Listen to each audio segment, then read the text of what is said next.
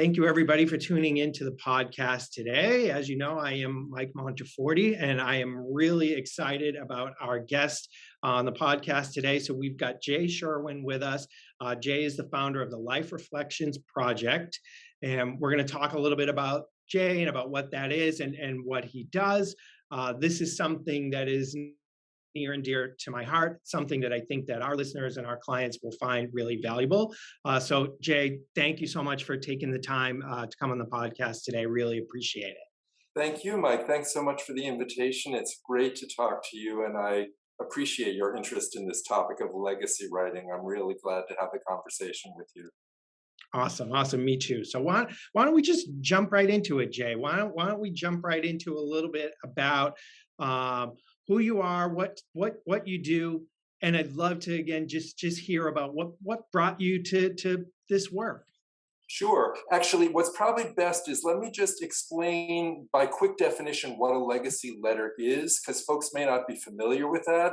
And then I would love to tell you about sort of how I got here and how I became inspired by this. But it's probably helpful just to start with a definition. Awesome. That a legacy letter is a brief personal statement that you write and share with your family or friends or loved ones. It expresses who you are and how you want to be remembered.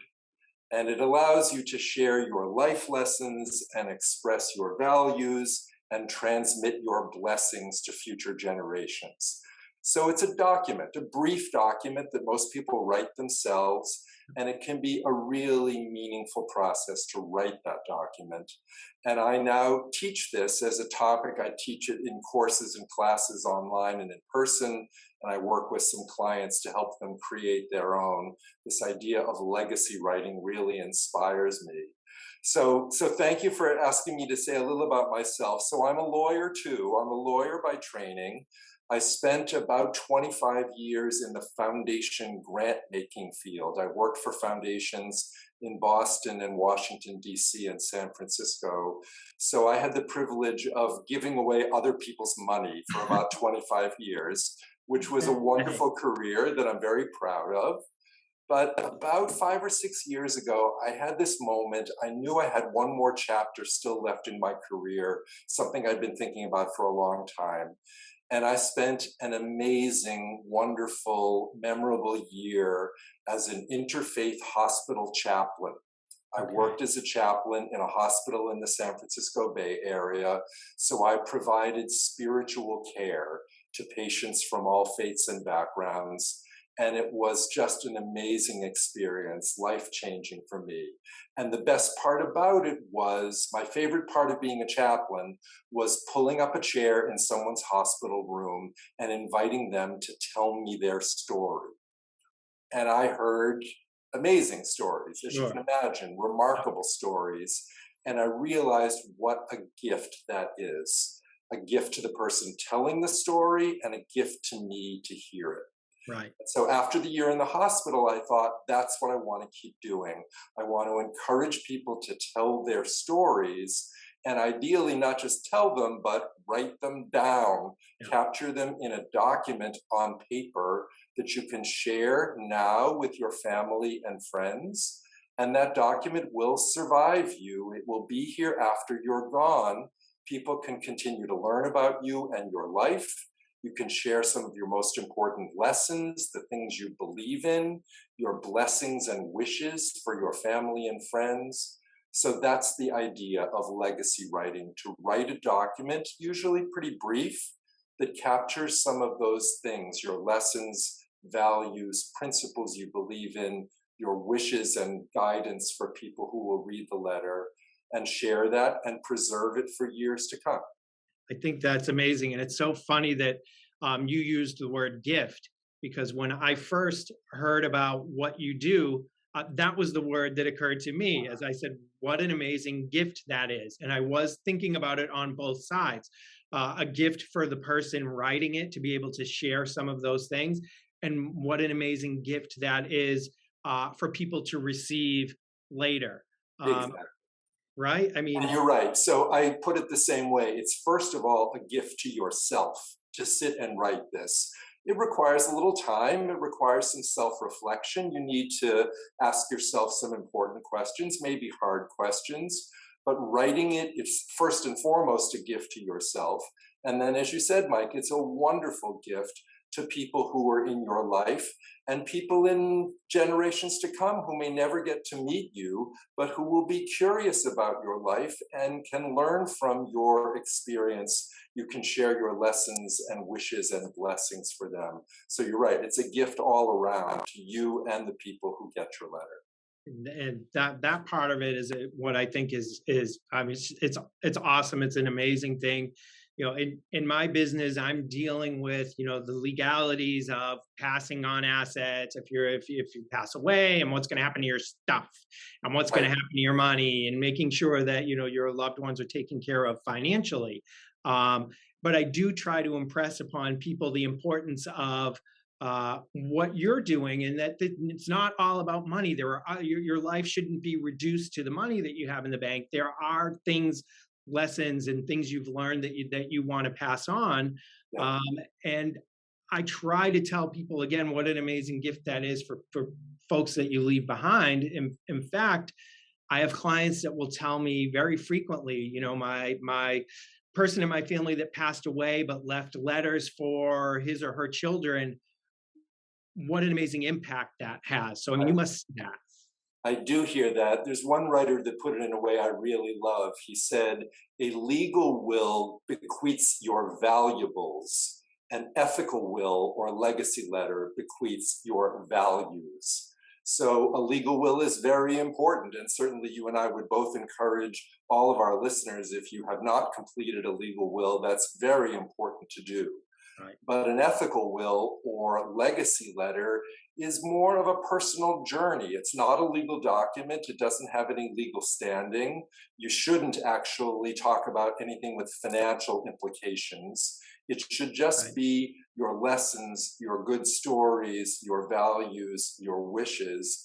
And you're right, we are so much more than our assets, so much more than our stuff. And so many of us wish we had documents like this from our own parents or grandparents. We wish we knew some of those stories. We wish they could impart some of their wisdom and guidance to us. And this kind of document allows you to do that. So, right, as we keep saying, it's a gift, a really, really wonderful gift. And let me ask you this, just because in what I do every day, sometimes it's hard for me to impress upon people how important it is, to have an estate plan and to do this sort of thing. And I feel like it's pulling teeth, or people get that sense of they don't want to think about it, or once I do it, it's okay for me to die. Or again, does this really have to be, a death statement, which, we don't think that's the case. I think about, you mentioned grandparents, and I was very much influenced by my grandfather. He's one of the reasons that I got into elder law some years ago, was originally because of him, but because of the dementia that he had at the end, the only way he could have done something like this would have been to do it much, much sooner. It's not necessarily a deathbed writing. It really shouldn't be. And it's something that doing it early, it matters. And, when I think about my grandfather, he couldn't have done it at the end if he had wanted to, but how cool it would have been if it had been something he'd done earlier. But old school Italian, it was very much taboo to not talk about, not talking about your passing. So do you find that it's hard to get people to realize, maybe not so much that it's important, but that it should be done sooner rather than later? And how do you help get people, past that? Right, I do hear that sometimes, just as you do with an estate planning practice. People hear about this and think it's an end of life task, or think that it's a final valedictory. They write it and it means their life is done, and they're capturing on paper what they've learned and done and have nothing more to say. And I try to remind people this is life affirming, life celebrating. It's not an end of life activity. It's something that ideally, as you suggest, you should do before you see the end of your life in sight. I often like to say to people, it's never too early to write a legacy letter, but it can be too late before you know it. just Yeah. as you described your grandfather. If you wait too long to think about this, sometimes you don't get that opportunity. So I do have students in my classes of all ages. They're mostly older, mostly people in their, say, 60s and 70s who are starting to think about what's really important in their life, what they want to be remembered for. But I make that same point.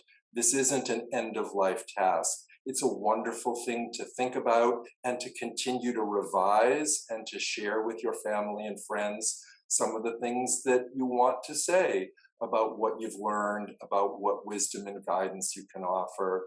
So there are folks who definitely get that and come to my class really excited to do this. And there are definitely some who say, I'll get to that someday, or that's just a little too scary for me to think about because it suggests that I'm reaching the end of my life.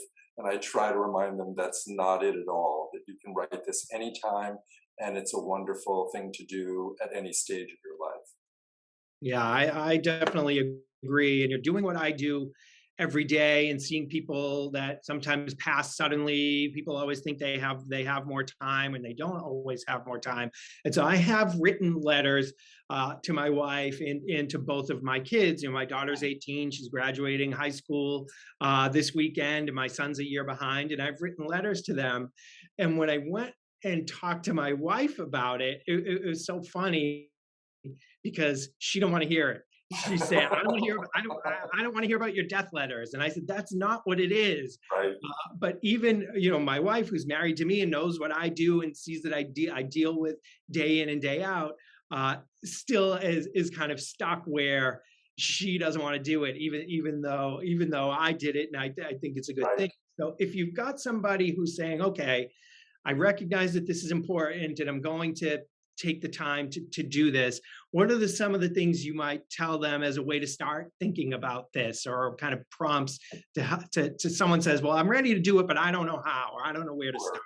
Sure. So I try to make it feel less daunting than it does initially seem to some folks. First of all, I remind people this is not your memoir. This doesn't have to be 20 or 50 or 100 pages. You don't have to recount every interesting event or adventure in your life.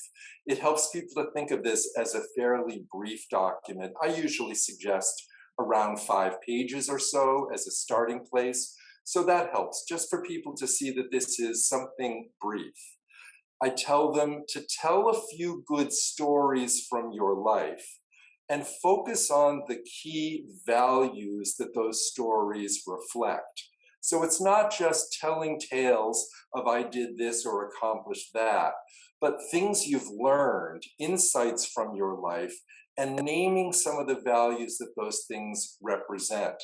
That's how I think you make the letter about your readers as much as it's about yourself.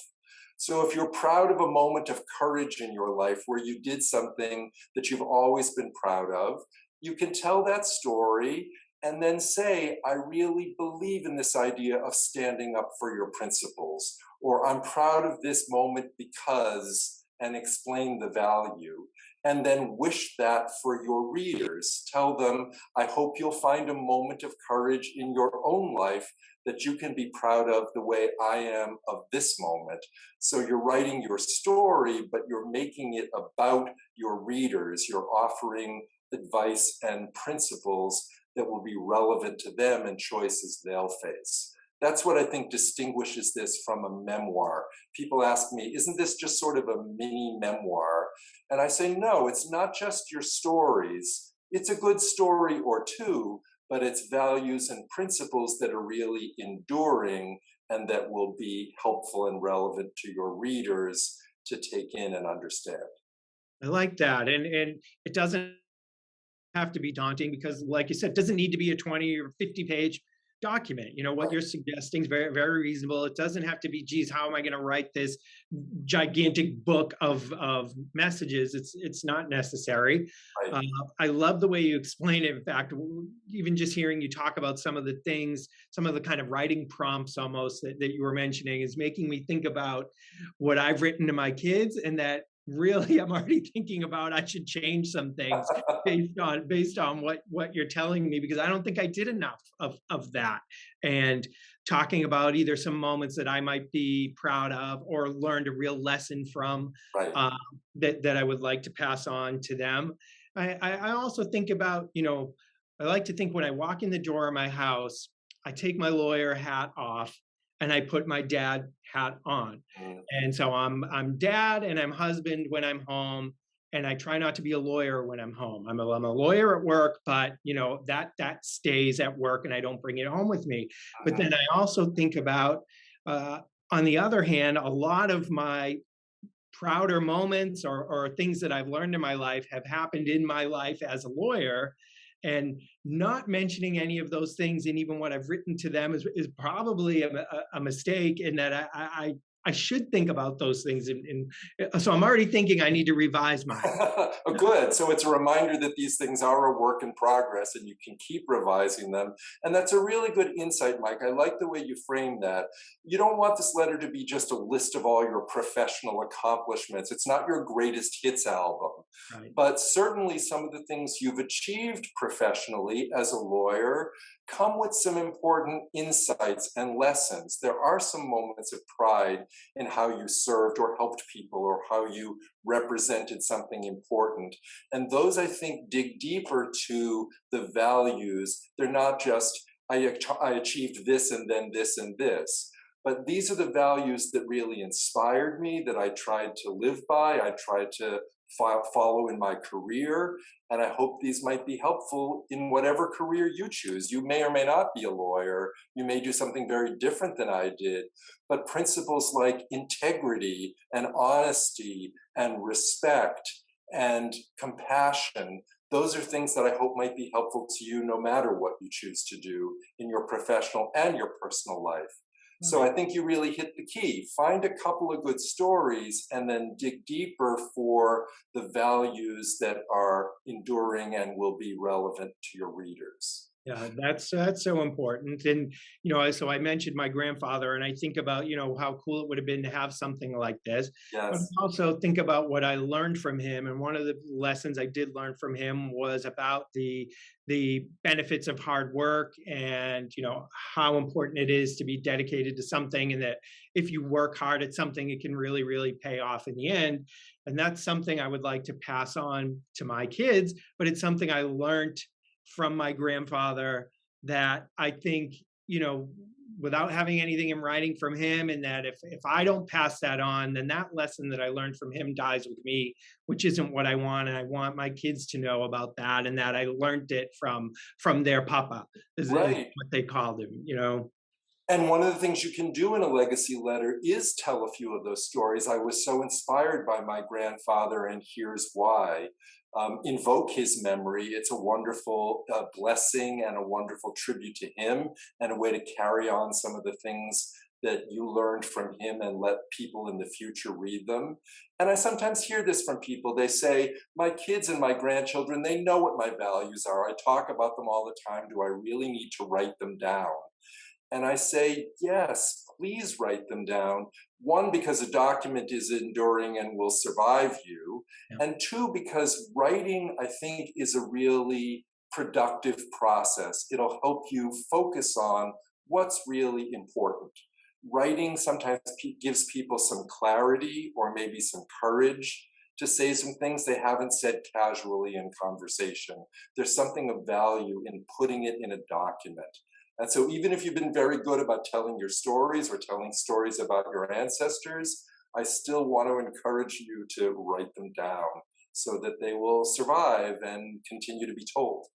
Yeah, and the enduring part of that is right. The things we put in a document form are gonna endure and survive, and that's great. But I like what you mentioned about the focus and the clarity there. When you're writing something, you're trying to put something into words, and maybe the idea is in my head, but how do I put it succinctly into words? And so writing it down has the ability to kind of force you to clarify what you're trying to Right. say, the message you're trying to send. Exactly. And honestly, for many people, that's the hardest work is the editing process.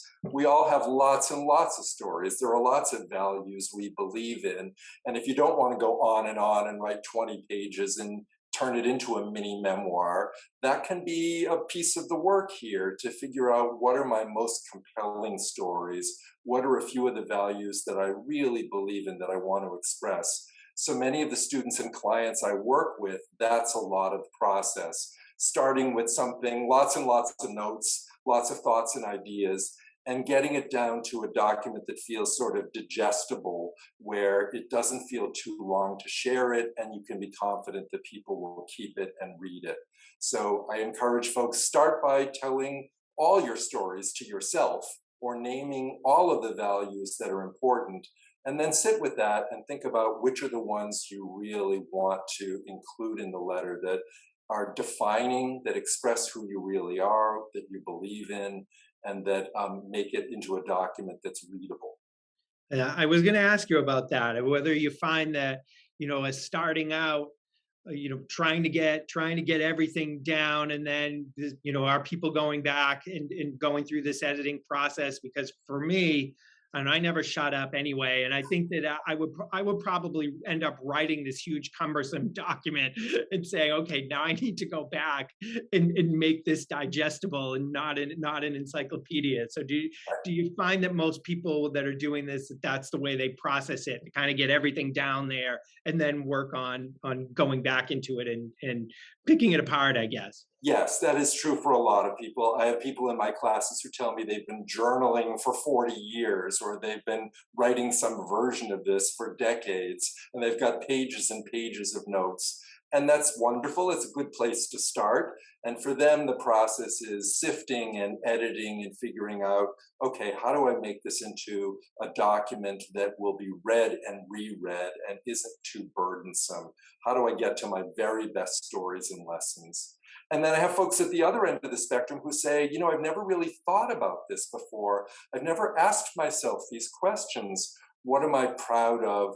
Who am I grateful to? What are my regrets? These are questions that some people are comfortable thinking and writing about, and others have not really sat down and asked themselves these questions. So some people are really starting from a blank slate.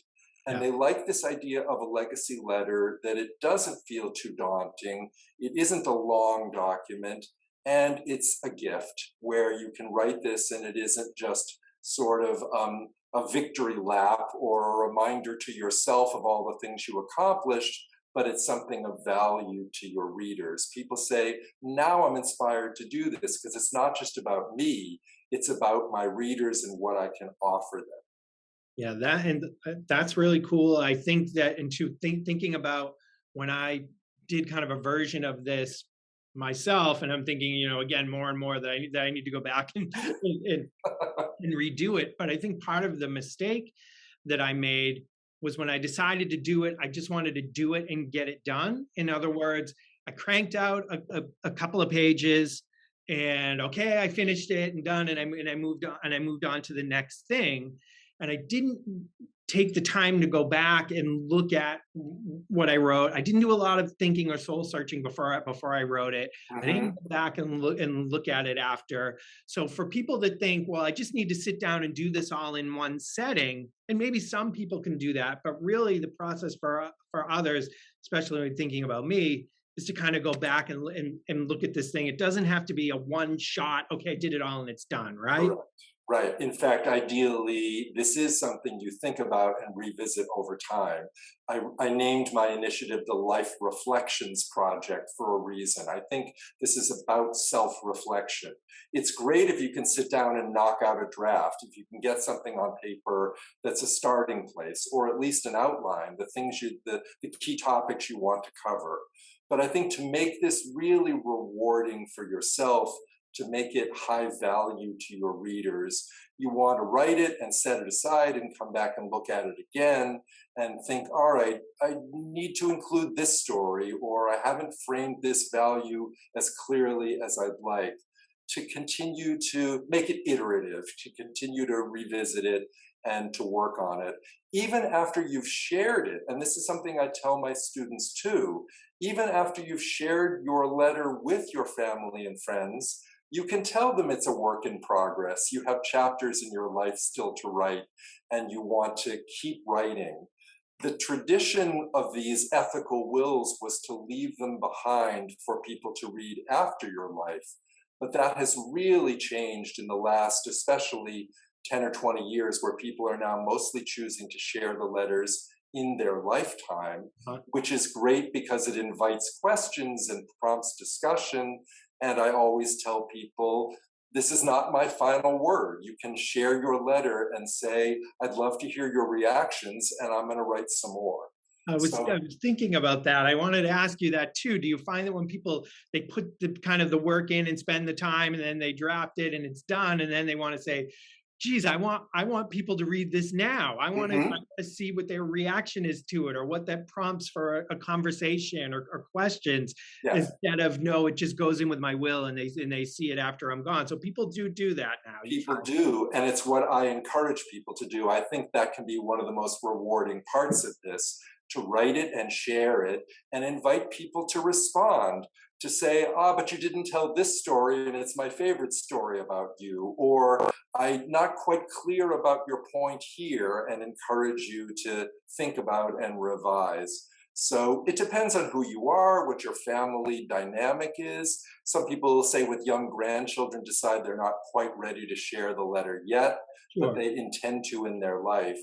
But I really like the idea of sharing it while you're here and inviting people to respond and ask you questions, and maybe you go back and revise. Oh, that's awesome. It's really a cool thing, and I love that part of it. Well, I just figure after I'm done with it, because I'm going to redo what I've done, and then I just feel like, okay, I'm going to be proud of it, and now I want to share it now. I want to see what my kids think, what my wife thinks. So, all right. So tell me this, Jay, if I'm interested in meeting with you to be a student and having you help me with this, or if I want you to come in and talk to my team at my business about this, how do we do that? What's the first step? I know you have a website. What's step one of this process with you? So thank you for that, Mike. And that's exactly what I would encourage people to do. Start by taking a look at my website, if you would, for the Life Reflections Project. It's my full name, www.jaysherwin.com, JAYSHERWIN.com. And you'll see there I have a list of my upcoming courses and presentations. I'm teaching this all over the country online for adult learning programs, public libraries, retirement communities. I offer this to some law firms and their clients. So if folks are interested in taking a class or a 4-session course, there are lots of ways and places for them to sign up for that. And I would be delighted to have them join me for a course.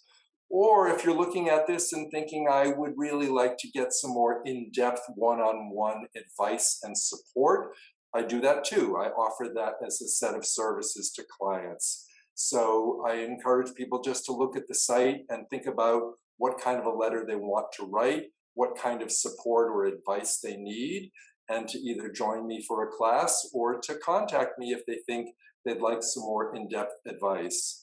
There is a Contact Me tab on my website, and that's the best way for people to reach me. It generates an automatic email. It's the best way for me to get the messages. So if you're interested in reaching out to me, I would certainly be happy to respond.